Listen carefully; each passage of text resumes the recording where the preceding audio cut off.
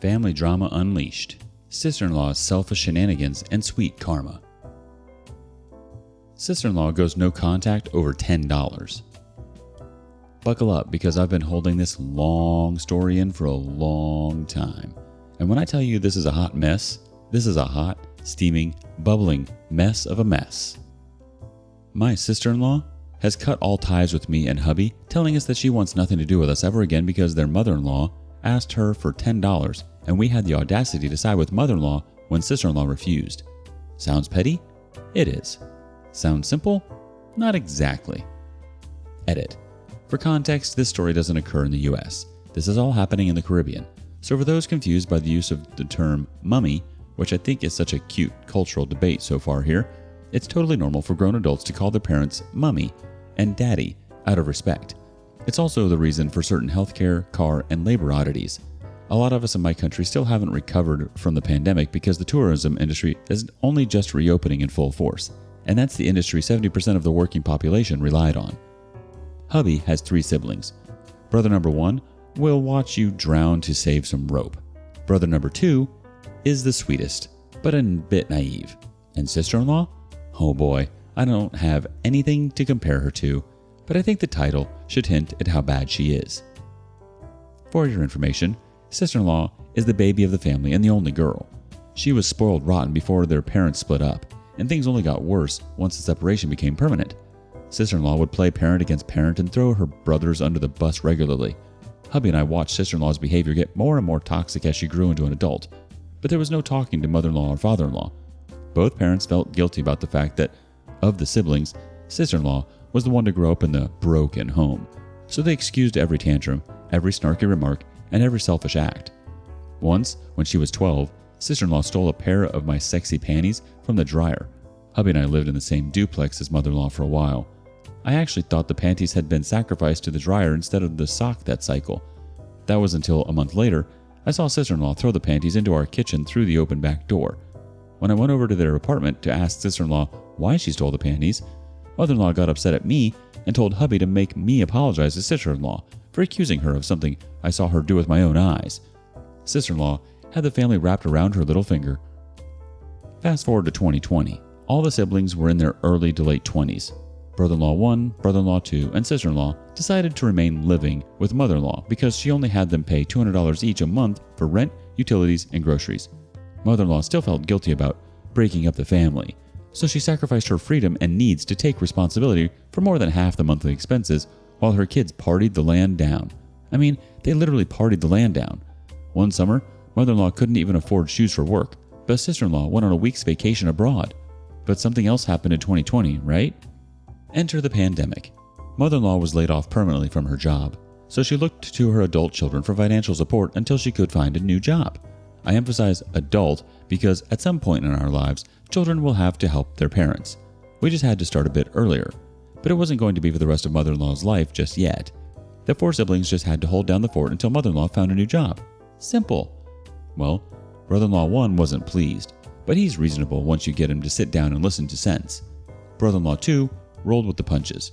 Sister-in-law, however, after 5 months, sister-in-law moved out to live with her boyfriend without warning. All sister-in-law said as she packed her things was, "I'm too young to take care of you, Mummy. I have my own life to live." Never mind her brother-in-law 1 and brother-in-law 2 and hubby were all chipping in equally. Apparently, sister-in-law had been carrying the load all by herself and she just had enough. She was so tired that sister-in-law left her dog for mother-in-law to take care of with no money. We were all speechless. Not only had sister-in-law been living with mother-in-law for almost 2 years, paying practically nothing, but mother-in-law called in a favor with a friend to get sister-in-law a job right out of high school. Sister-in-law didn't even have to apply. What's worse, mother-in-law, with the help of me and hubby, bought sister-in-law a car with no expectation of ever being repaid, and you better believe sister-in-law never offered to pay us back either. Without mother-in-law's help, sister-in-law would have had nothing, but sister-in-law left mother-in-law up Crap Creek without a paddle, and mother-in-law lost her apartment. While hubby and his family have learned to take sister-in-law's abuse with a stoops and an eye roll, her boyfriend was no such sucker. Sister-in-law's boyfriend dumped her after a year. The saint, I'm surprised he held on that long, and told sister-in-law to scram. And guess who she came bawling back to? Mother-in-law. And guess who took her in without a peep? Mother-in-law. I was disgusted. because sister-in-law had abandoned the family. Brother-in-law 1 had moved in with his girlfriend, and brother-in-law 2 had been forced to find an apartment and take mother-in-law in. Yet there sister-in-law was, sleeping on brother-in-law 2's couch. But I'm only the daughter-in-law. I can't tell a mother how to handle her child. I tell hubby my thoughts, of course, but he's such a softie. He and mother-in-law helped sister-in-law find her own apartment, since brother-in-law 2 couldn't accommodate sister-in-law long term. And when she gets evicted after a year for being a brat to her landlord all the time, mother-in-law and hubby helped sister-in-law find another apartment. I even gave sister-in-law $700 from my personal savings so that she could pay the deposit on the place. Now we're finally getting to the real story. So, we loaned sister-in-law the $700 in the summer of 2022 with the expectation that she'd pay me back at least $100 a month. The operative word is expectation. But the reality was that sister-in-law didn't pay us back at all. Every month she had an excuse for hubby as to why she couldn't pay us the increments. Oh, I had to buy a new battery for my car. Oh, I had to go to the doctor and it was so expensive. Oh, I had to buy a new battery for my car.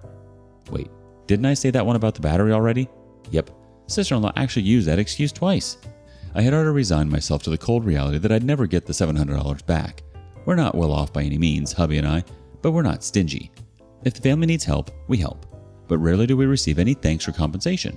I've grown used to it. So when sister-in-law slunked on paying us back, I didn't make a fuss. Yes, I knew she was splurging money on Shein every week and $20 lunches every day that she would flaunt in front of mother-in-law, who was still without a job 2 years later because the economy got so bad. But what could I do? I was more upset that sister-in-law would actually leave work every day to eat her $20 sushi bento box at mother-in-law's place without ever offering mother-in-law a bite, let alone a plate. But this is how the $10 debacle started. Mother-in-law was still living with brother-in-law 2, and brother-in-law 2 was getting tired. See, even though the three brothers were equally supporting mother-in-law until she got her life together again, brother-in-law 2 had to live with her. That meant his social and romantic life had come to a halt. Not to mention he was responsible for mother-in-law's pets and sister-in-law's dog. Brother-in-law 2 had the added pressure of paying for extra utility use and the responsibility of transporting mother-in-law and the pets around. Notice, I never said anything about sister-in-law helping out. Well, that's because in sister-in-law's mind, she provided a different kind of support. Every purple moon, sister-in-law would let mother-in-law crash on her couch. No, she didn't let mother-in-law live with her. She'd essentially invite mother-in-law over for a sleepover every once in a while. Then the next day, sister-in-law would ship mother-in-law back to brother-in-law 2's place. Never mind brother-in-law 2 was already taking care of sister-in-law's dog. Never mind brother-in-law 2 already supported mother-in-law financially and kept a roof over mother-in-law's head. But the sad thing is that mother-in-law adored her sleepovers with sister-in-law. She looked forward to the mother-daughter time, even though we all knew that time was spent at home on the couch watching Netflix. Brother-in-law 2 wasn't pleased with the favoritism. Anyway, mother-in-law was at sister-in-law's apartment for one of the rare sleepovers, and she was strapped for cash. She needed toothpaste and dog food for the critters, so mother-in-law asked sister-in-law for $10. Hubby and I found out because half an hour later, hubby got this phone call. Hubby, something's gotta give with Mummy. What? Is Mummy being stubborn about something? No, I just can't deal with her asking for money anymore. Okay, first of all, that's not what the expression means. Secondly, what do you mean? You don't support Mummy financially. We boys do. Excuse me? I do a lot for Mummy, okay? Okay. Whatever you say. What happened? Sister-in-law proceeds to tell hubby about the $10 request. He puts his phone on speaker so that I can hear this utter rubbish. Honestly, hubby, I'm done. I can't deal with this anymore. Mummy's gonna break me. Really, sister-in-law? $10 is gonna break you? Sister-in-law doesn't take too kindly to this retort, so she proceeds to list the following excuses as to why she doesn't have $10 to give mother-in-law, followed by hubby's rejoinders. I have a car loan to pay. No, you don't. We helped Mummy buy the car for you in full. I have car insurance to pay each month. Since when does anyone pay car insurance monthly? That's an annual fee. Well, I have utilities to pay.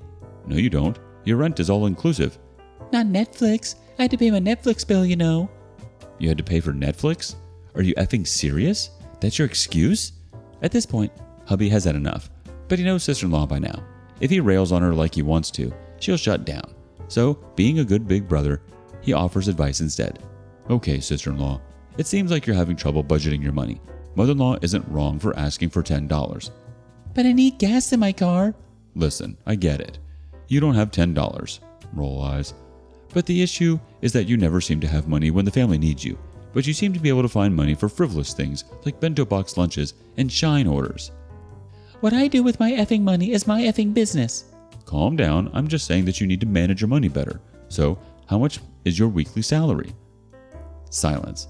Hubby repeats the question. Sister-in-law finally answers very, very quietly. Like 4 something? You mean like $4.50? Yes. Hubby pulls out the old Excel budget file we've been using for years. He sets up a budget for sister-in-law. Then he asks her how much money she has left for the coming week. Not enough to give Mommy $10. Please stop being belligerent. And this was the straw that breaks sister-in-law's back. Sister-in-law pops off. She won't stand for this treatment. Hubby has no right to make sister-in-law feel bad for not giving mother-in-law $10. If sister-in-law says she doesn't have $10, she doesn't have $10. Why is everyone always so mean to her? Why is everyone always attacking sister-in-law? After all sister-in-law does for mother-in-law, no one respects her. Sister-in-law lets mother-in-law sleep on her couch. Sister-in-law lets mother-in-law use her Netflix. Oh, bravo. You let Mummy sleep on your couch and soak up the internet your landlord pays for. Thanks to you, Mummy doesn't have to sleep on the street tonight. You know what? Maybe she effing should. I'm not the mother. I have my own money and my own life to live. If I want to buy effing sushi every day for lunch, I should be able to. Yeah, you can afford to eat sushi every day, but you haven't paid OP back a single cent of the $700 she loaned you in the summer for the roof over your head. You know what? F you, F OP, and F Mommy. I'm done with this family. Then she hangs up. People, within 2 minutes I get a notification from my bank. Remember how sister-in-law had so many expenses and couldn't afford to pay us back that $700? Remember how she had so many bills that month that she couldn't give mother-in-law $10? Well, Rassiclat, sister-in-law sent me the full $700. She had it the entire time. She'd simply decided for months that she wasn't going to rush to pay it back. Hell, she probably thought she'd never pay it back at all. But that's not the worst of it. Mother-in-law calls. She wants to know what happened. Sister-in-law called her minutes before to tell mother-in-law that she transferred $50 into mother-in-law's account, and that would be the last $50 mother-in-law was ever going to get from sister-in-law. Sister-in-law then told mother-in-law to have a nice life and to never contact her again. By dang. Of course, hubby is furious. The scheming brat had been cheating all of us. She'd taken the entire family for a ride.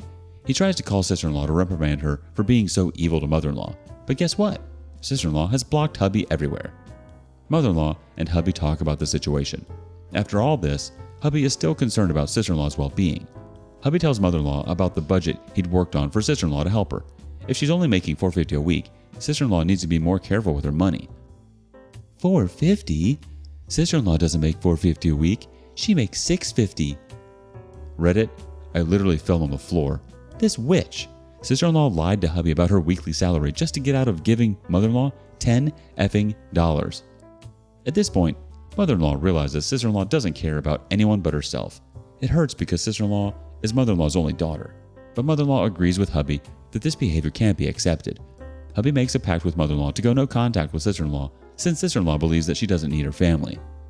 So then, tell me why brother-in-law too calls us a week later to tell us that mother-in-law is babysitting sister-in-law's new dog. You heard me. New dog. Not the dog brother-in-law too is taking care of. Sister-in-law got a new dog, and the moment mother-in-law saw sister-in-law's name on her phone screen, she took the call. This was about 4 months ago now, and sister-in-law and mother-in-law seemed to be right as rain with each other. Even though sister-in-law said point blank that mother-in-law should sleep on the street, mother-in-law accepted seeing her back with no request for an apology. As for us, sister-in-law still has hubby blocked on all platforms. I guess we're the bad guys after all. How dare we call sister-in-law out on her crap and make her feel bad for not giving mother-in-law $10, right? Wow, what an entitlement and manipulation roller coaster. The sister-in-law's actions are blatantly self-centered and disrespectful, and it is obvious that she has been abusing the family's generosity for an excessive amount of time. It irritates me that mother-in-law still supports sister-in-law's actions in spite of everything that has happened. By establishing boundaries and cutting off contact with the sister-in-law, hubby made the right decision. It's time for sister-in-law to accept responsibility for her actions and understand that she cannot use her family as pawns. Update. It's been a while since things went down with my sister-in-law, who cut contact with me and dear husband because we thought she was being unreasonable and selfish when she denied mother-in-law $10, which you can read here, but I finally have an update, and I am cackling.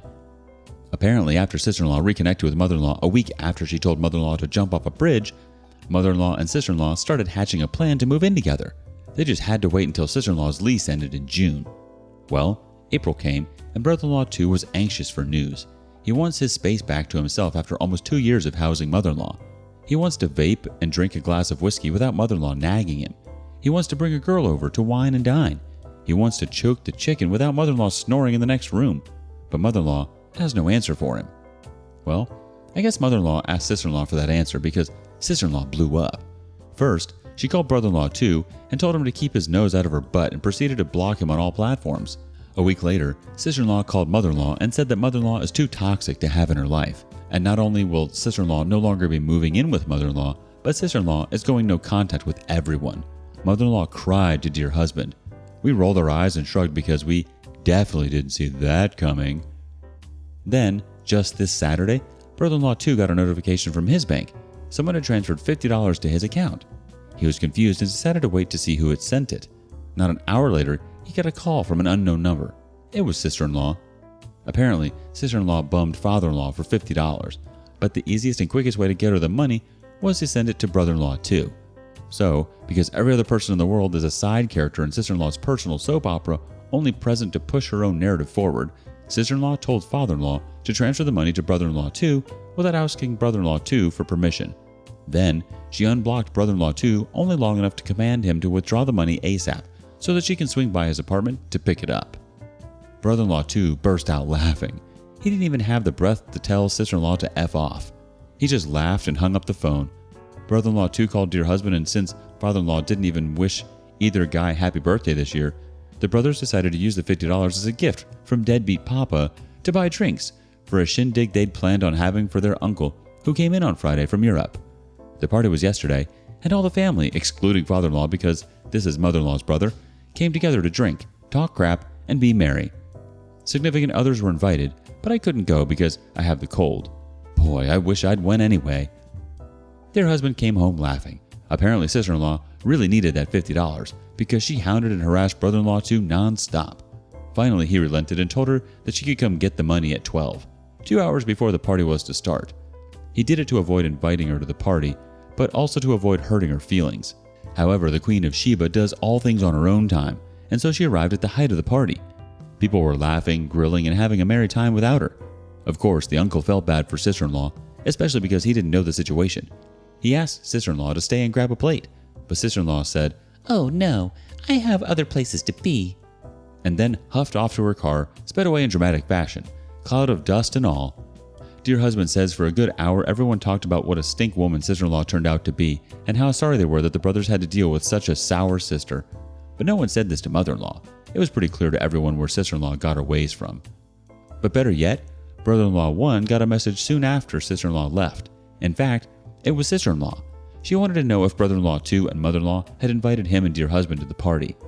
When brother-in-law 1 said yes, sister-in-law sent a voice note ranting about how much she hates her brothers and her mother, and cried about how no one appreciates family and how everyone always treats her like a dog. But she didn't care because F all of us. But, pray tell, how could she expect anyone to invite her to anything if she's cut contact with every bloody body? Ah, it ain't much, but ain't karma sweet? Well, it appears that sister-in-law's true colors are once again showing.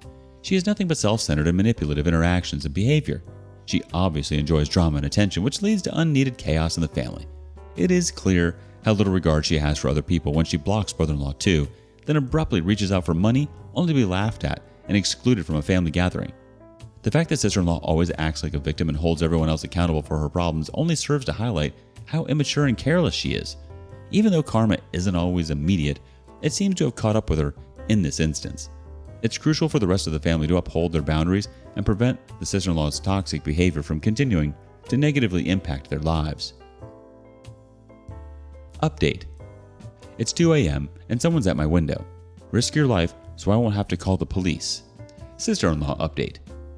I haven't had an update on sister-in-law since the party 2 weeks ago, but sister-in-law's performance intrigued hubby's uncle from Europe, and he wanted the tea. So, before he left Tuesday night, hubby and I went on a rant and resurrected this story from back in August 2022. It's a doozy. I wasn't sure about sharing it, but Reddit has been cathartic, and I'm ready to expel the audacities I've suffered at the hands of the inept witches this rock I live on loves to throw at me, and hubby. So here it goes. So, back before the $10 debacle, sister-in-law and hubby were on okay terms. She'd had a string of what she'd call bad luck, but I call karma. And we thought she finally realized that her crap does, in fact, stink. I mean, you have to grow up a little bit after getting dumped and being evicted. Genuinely concerned for sister-in-law as her big brother, hubby helped sister-in-law find a place only 10 minutes from ours so that we could keep an eye out for her. We even loaned her $700 from my personal savings to get her into the apartment before July, when she was slotted to be evicted from her former place. A young woman living by herself in our city is risky, and while her new apartment was super secure, hubby was nervous about her safety. Sister-in-law had only been in her apartment for a week or two, but she called hubby constantly. She needed him to fix her internet, fix her toilet, screw in a light bulb, grab the TV remote because she was too lazy. Was that last one a hyperbole? Yeah, but this girl did call hubby once to buy and deliver her water. Was she sick or immobile? No, she just didn't want to go to the store herself. Hubby started ignoring sister-in-law's calls and messages, which only resulted in even more calls and messages because, I guess in sister-in-law's mind, 40 no's and 1 yes is a yes. Anyway, one night, hubby and I were startled awake by a phone call. It was around 1:30 a.m. No good news ever comes at 1:30 a.m., so I was fully prepared for wailing and black shawls.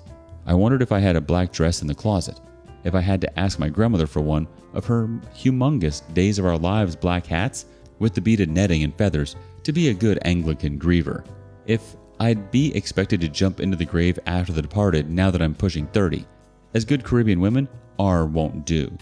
Fun and jokes aside, I was absolutely effing terrified. Hubby answered the phone, and it was sister-in-law. Hubby almost hung up because what does she want at 1:30 a.m.? For him to tuck her into bed? To get her a warm glass of milk? But sister-in-law confirmed hubby's worst fears. There was someone outside her bedroom window. Sister-in-law said she was drifting off to sleep on her couch watching Love Island or Love is Blind or some crap that I know is enjoyable for many, but for some reason conjures the smell of battery acid in my head. But then sister-in-law heard a knock at her front door. She looked out her window and saw a shadow. And then came another knock. She ran to her bedroom, but the noise followed. She was calling us from under her blanket in her bedroom, listening to whatever it was rustling from the bushes outside. Hubby asked sister-in-law if she'd call the police. Sister-in-law went quiet. Then she said, "Why should I? Can't you come?" "Come out and do what?" I, furiously, cried out over hubby's shoulder into the phone, "Call the police!" Because what was hubby supposed to do? Summon his dormant Highlander blood and storm the darkness with a tire wrench? But then sister-in-law started crying, and hubby relented because he's too good for this world, and my dumb butt went with him because I'm 5'10" with knees the size and density of cannonballs and hands like cast iron pans. However, I only allowed this under one condition. Sister-in-law had to call the police. In my mind, we were only driving to the apartment to stay in the car and be near sister-in-law until the cops showed up. Dumb? Yes, but sometimes we do dumb things for the people we love. So we got to the apartment, which is a small duplex adjacent to the landlord's home. Hubby called sister-in-law to tell her we were in the car outside. She told us to come inside, which meant crossing about 20 yards of open night. Hubby said no, he wasn't going to drag me out into the night with a possible intruder in the yard. Sister-in-law told him to leave me in the car then. Hold the F up and take several seats. Hubby stared at the phone like it was roadkill guts on a steamy July afternoon. That definitely wasn't going to happen. We would wait for the police. Had she gotten a hold of them since hubby had last spoken to her? Silence. Well, what? Did the shadow, or God, come inside and swipe her tongue? No. Sister-in-law said she tried to call the police, but no one answered. I looked at hubby looked at me. Sister-in-law was trying to sell us goat crap, and we weren't buying. Hubby insisted sister-in-law try again. Literally half a minute after he hung up, sister-in-law called back. No one answered, she claimed. Hubby was seething. How could anyone answer? The phone probably only hiccuped on the cop's side.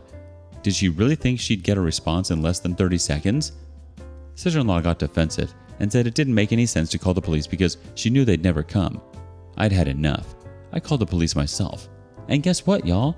They answered on the second ring. I gave the police the details sister-in-law had given me, and they promised someone would be right over.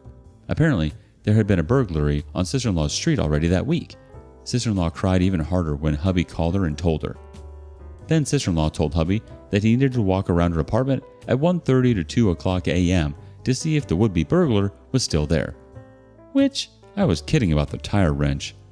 So, yeah, no. Hubby is, of course, a tall, strapping, barrel-chested man with hair like fire and a chin at which Gaston himself would weep in envy. But hubby was not going to walk around a dark yard at 2 a.m. with a supposed villain in the bush. Either hubby or I must have spotted the landlord's storm lights, which were off but pointing in the direction of sister-in-law's apartment. Hubby reasoned that if the landlord turned on the lights, they would shine directly into the dark area in sister-in-law's backyard, which would at least scare off any intruders. No, sister-in-law said she couldn't call her landlord at 2 a.m. She might wake the woman up, and that would be so rude. Y'all. Then what are we? Effing bats? Why didn't she think it was rude to call us? When people talk about the breaking point, I wonder if they feel it. I wonder if it feels like a splinter and then a crack of searing heat. That's what I felt when this entitled brat said that she called hubby because she thought hubby would come to scare the intruder away for her. With what? Sister-in-law? With what? Some PVC pipe? The girl from the car hood? Maybe my umbrella. What if the intruder had a gun? Y'all. Sister-in-law told hubby to stop being a pussy and just walk around the apartment already. And that's when we left. Sister-in-law called us a couple dozen times on her way home. Hubby finally returned her calls after a pause in the deluge, thinking Ghostface must have finally silenced her. Unfortunately, no. She'd gotten sorted out, so we no longer served a purpose in her personal soap opera. The police had come, which woke up the landlord. The cops didn't find any evidence of an intruder, but they did determine that the front gate had been compromised at some point, and they told the landlord to fix it ASAP. Oh, and they also determined that the tenant in the apartment right next to sister-in-law's had a visit from her sneaky link that night. He might have knocked on the wrong door at first. Sister-in-law was furious with me for calling the police because I made her look like a fool in front of her landlord. I'd wasted the cops' time, and now sister-in-law's landlord thought she was high maintenance. If only hubby had left me home and just looked around the yard for sister-in-law like she'd asked him to. So, sister-in-law fully intended to send hubby into the darkness that night to face a predator she dared not face herself. She knew that an intruder would more than likely carry a knife or a gun, but she'd have sacrificed my husband, her brother, just so she wouldn't have to expend the energy to call the police or her landlord. Suffice to say, it's been a lovely 6 months since sister-in-law cut us off. We're enjoying her absence immensely, so much so that we're making this thing permanent. OP, the level of my surprise and annoyance at your sister-in-law's actions is beyond words. To see someone act so recklessly with their own safety and the safety of others is incredibly alarming and disappointing. She expected your husband to confront a potential intruder without thinking about his safety, which is not only extremely dangerous, but also selfish. It is obvious that your sister-in-law lacks fundamental responsibility and judgment. She chose to burden you and your husband with her unreasonable demands instead of taking the proper steps, like contacting the police or her landlord. It irritates me that she would put you both in danger in order to put her own convenience ahead of her landlord's comfort. She simply lacks accountability, as evidenced by the way she responded when you called the police. She lashes out and accuses you of making her look bad instead of being appreciative of your quick thinking and concern for her safety. She obviously gives her image and avoiding embarrassment more importance than her own health or the safety of those around her. I applaud you and your husband for putting your safety first and evacuating the area once it was obvious that your sister-in-law's demands were dangerously unrealistic. Establishing boundaries will help you safeguard yourself from such unreasonable behavior. It appears that keeping your distance from sister-in-law is the best course of action in light of her behavior and disregard for other people. It's unfortunate that it has come to this, but you should always put your own health and sanity first. Thank you for joining us today on rLounge. Be sure to like and subscribe and hit that notification bell. If you have something you want to say regarding today's content, share that with us in the comments below. See you next time.